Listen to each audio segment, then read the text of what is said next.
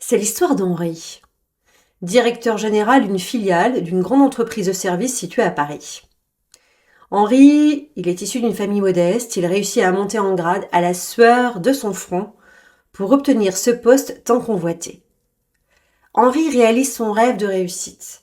Lui, le fils d'ouvrier, il est fier de son ascension sociale. Sauf que voilà, après un an de prise de poste, Henri craque, il n'en peut plus. Il ne le dit ni ne le montre à personne. Il garde tout à l'intérieur de lui. Il a mal au dos, veut tout plaquer et tout laisser tomber. Les résultats avec ses équipes ne sont pas au rendez-vous, car les guerres de clans persistent depuis la fusion. Tout est bloqué. Les enjeux de pouvoir dans ce grand groupe lui donnent la nausée. Il n'est ni pris au sérieux, ni écouté, et il ne maîtrise pas bien les codes diplomatiques pour être considéré. Il se sent comme un exécutif pur. Alors Henri s'efface.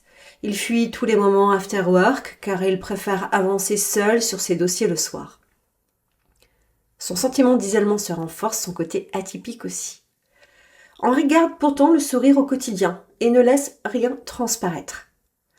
Pourtant, à l'intérieur de lui, c'est une toute autre histoire. Surcharge, stress, tension. Henri est englué dans une routine de résolution de problèmes complexes et quotidiens. Il étouffe. Henri tente alors des premières expériences de mentoring avec des cadors du business, mais ça ne marche pas.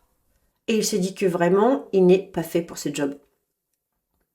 Alors il rencontre une chasseuse de tête, mais elle lui conseille de faire d'abord un travail en profondeur sur lui-même, avant de changer d'entreprise. Et là, pour Henri, c'est le choc. Il sent qu'il risque de tout perdre à 50 ans. Il se sent trop vieux, has-been, fatigué. Il réalise qu'il est obligé de se réinventer, et vite, et ça le stresse. Pour réussir son challenge, il sent qu'il a besoin d'aide et d'autres choses, où il puisse être lui-même. Et c'est en lisant mon article sur l'hypno-coaching que tout bascule pour une expérience de coaching profond, Soft Power Leader. Et là, il découvre un nouveau monde en lui et autour de lui. Et ça marche.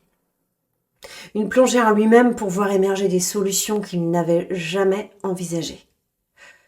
Désormais, les comités exécutifs ont pris des allures d'espace de jeu, plutôt agréables. Il accepte même d'aller boire des bières avec ses collègues, c'est plus détendu et ça coopère. À force de patience, l'esprit gagnant-gagnant a pris le pas sur la guerre des égos. Henri a retrouvé confiance en lui, il prend la parole avec aisance, il est à l'aise avec ses imperfections, qui font d'ailleurs sa marque de style. Du coup, il décide de rester dans l'entreprise pour y muscler son leadership. Ça reste du sport quotidien. Mais Henri est à l'aise avec ses fonctions. Il embarque ses équipes dans notre formation workshop sur la coopération. Une révolution. Des ponts se créent entre les deux cultures de travail. Les gens se parlent enfin. Car oui, ils partagent les mêmes valeurs métiers. Et au final, tout le monde souhaite la même chose, du kiff au travail. Son originalité est devenue sa marque de style, son autodérision est devenue sa force. Il se sent bien dans ce collectif performant, il s'y sent même à sa place et son leadership est concret. Le Soft Power Leader, c'est une approche originale, sur mesure et profonde, qui permet un travail sur soi et sur l'environnement de travail.